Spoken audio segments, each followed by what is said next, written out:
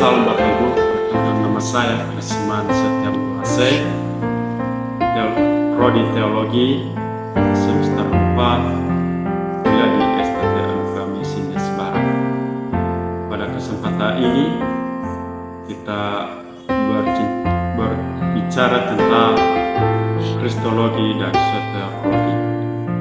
Kita bertanya-tanya apa itu soteriologi. Soteriologi adalah cabang ilmu teologi yang membicarakan tentang posisi Yesus Kristus di dalam agama Kristen.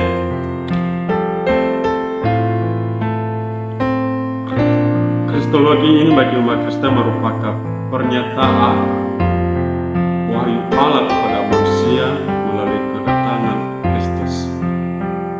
Kata Kristologi berasal dari bahasa Yunani. Kristos artinya Kristus dan logos artinya kata-kata atau ilmu.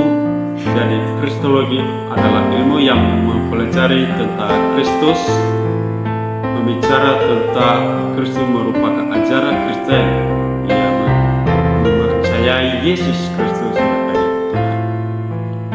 Melalui pendekatan hermeneutika ditemui sebutan bahwa Yesus adalah Mesia. Mesia adalah perjanjian lama, berarti keluarga Daud. Raja yang selalu jaya dan digantikan Mesia dalam perjanjian baru kita lihat di kitab Matius pasal 1 ayat 17, sedangkan dalam perjanjian baru Yesus disebut sebagai Mesia dari Israel.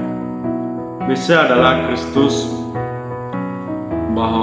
Bahkan di dalam Markus pasal 8 ayat 29 ia bertanya pada mereka, tetapi apa katamu, siapakah aku ini?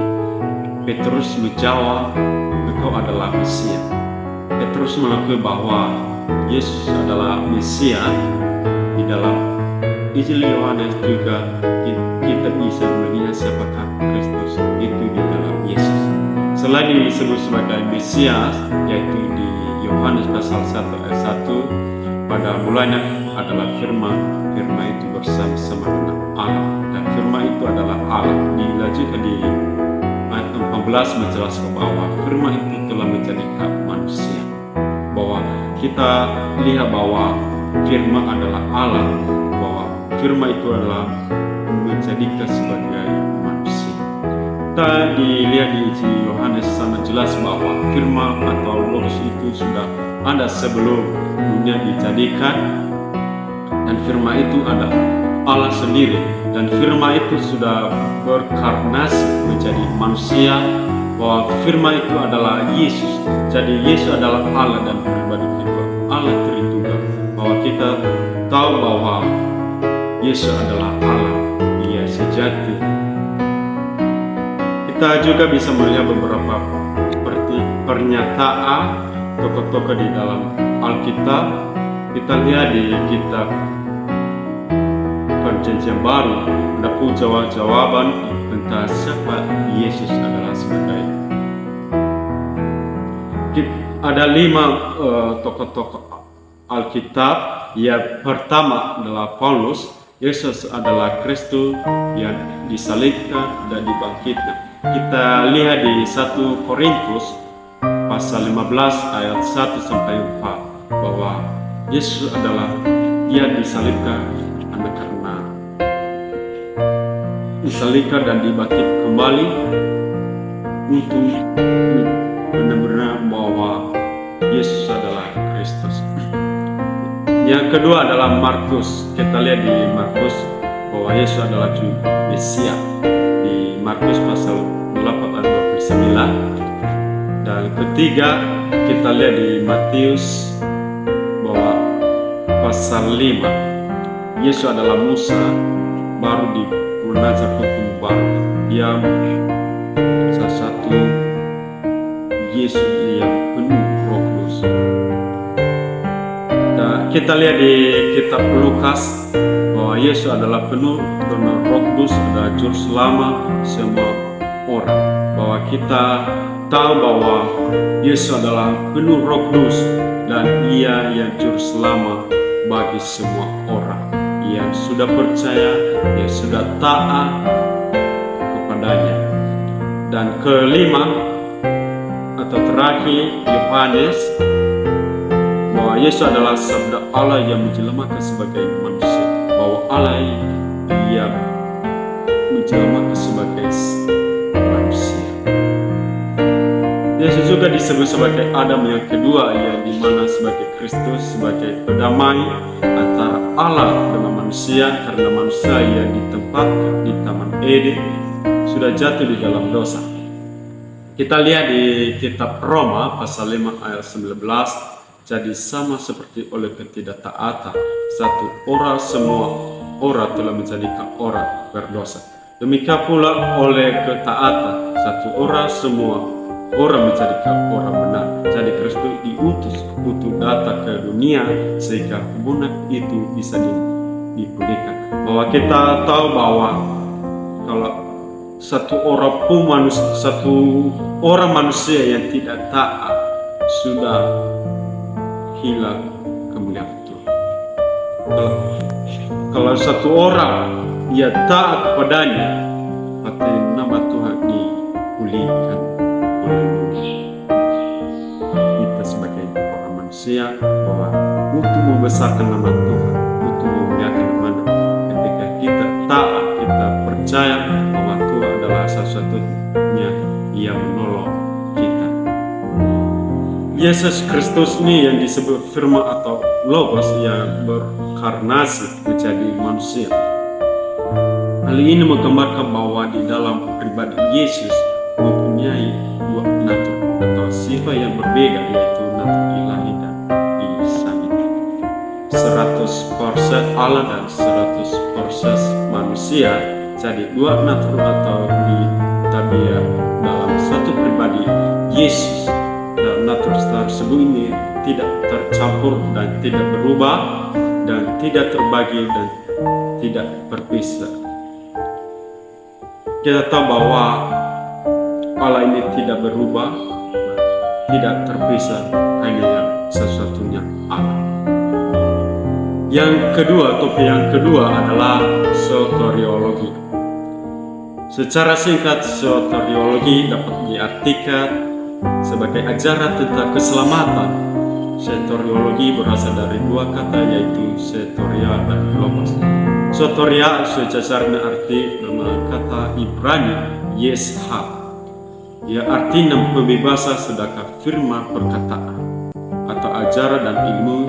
Jadi soteriologi adalah ilmu yang mempelajari tentang prinsip-prinsip keselamatan dalam Kristus. Bahwa kita tahu bahwa Dia dibebaskan kita dari dosa-dosa, dari perbuatan-perbuatan kita ketika kita taat, ketika kita beriman dan percaya kepada Yesus Kristus bahwa Dia menyelamatkan kita. Kita perlu tahu bahwa manusia sudah jatuh di dalam dosa sejak manusia yang pertama, yaitu Adam dan Hawa. Kita lihat di kitab Roma pasal 3 ayat 23, karena semua orang telah berbuat dosa dan telah kehilangan kemuliaan Allah. Bahwa kita sebagai manusia, ketika kita berbuat tidak baik di hadapan Tuhan, bahwa sudah kita kehilangan kemuliaan Allah. Sehingga manusia membutuhkan penebus yang menyelamatkan dan membebaskan dari belenggu dosa. Keselamatan di dalam Alkitab ada banyak sekali yang baik, itu selamat dari penjajah Mesir, keselamatan dari tindasan dari tanah musuh dan lain-lain. Bahwa kita sebagai manusia, bahwa kita tahu bahwa Dia menyelamatkan hidup kita adalah hanya Allah kita. Ketika kita taat, ketika kita percaya bahwa kita tahu bahwa sebagai kita manusia banyak dosa yang kita, bahwa Dia mati, Dia dibangkitkan anak sebagai dosa kita. Dia membayar harga karena hanya dosa-dosa kita yang kita dua yang tidak baik di hadapannya. Saya mendefinisikan bahwa apa itu keselamatan, yaitu karya anugerah Allah yang melaluinya dia membebaskan orang-orang yang berdosa, yang beriman dan percaya pada Injil, mereka akan masuk di dalam hubungan yang baru dan benar.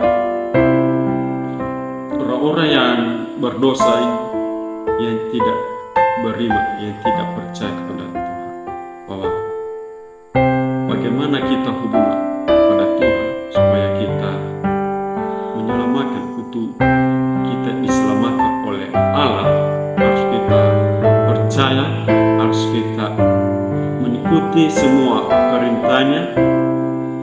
Apapun perintah Tuhan yang telah Dia sampaikan kepada kita, kita ikuti dan kita turuti tentang kebaikan Tuhan.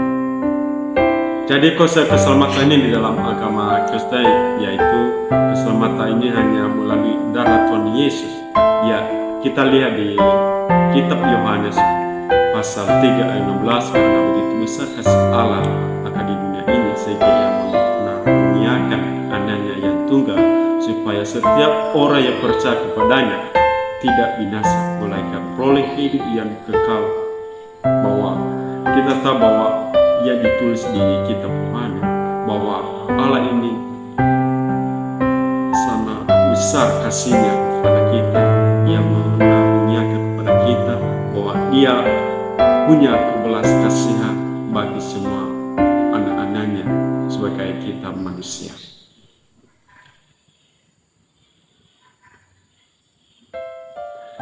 Kita lihat juga di kitab Roma pasal 10 ayat 9, sebab jika kamu mengaku dengan mulutmu bahwa Yesus adalah Tuhan dan percaya dalam hatimu bahwa Allah telah membangkitkan Dia dari antara orang mati, maka kamu akan diselamatkan. Bahwa kita tahu bahwa semua apa yang kita perbuat dari mulut kita maupun dari hati kita, kalau kita di mulut kita sampaikan dengan baik, kita percaya bahwa Tuhan adalah juru selamat bagi semua manusia. Jadi Tuhan Yesus ini satu-satunya juru selamat kita. Ia mengakui dan memberikan jaminan keselamatan yang luar biasa, yaitu kita lihat di kitab Yohanes pasal 14 ayat 6, Yesus adalah jalan, kebenaran dan hidup. Bahwa kita tahu bahwa Yesus ini adalah jalan kebenaran untuk melalui pengorbanan darah Yesus Kristus dan menyelesaikan dosa. Itu adalah satu-satunya cara yang sudah ditetapkan Allah berdasarkan tekan bayi demi keselamatan kita. Jadi hanya Yesus satu-satunya yang diutus menjadi juru selamat. Hanya Yesus satu-satunya yang tidak berdosa dan Ia rela mati untuk menggantikan dosa manusia. Bahwa kita tahu bahwa Ia menggantikan dosa kita, hanya Tuhan Yesus. Ia mati dan Ia disalibkan. Terima kasih materi yang kami sampaikan pada sore hari ini. Salam.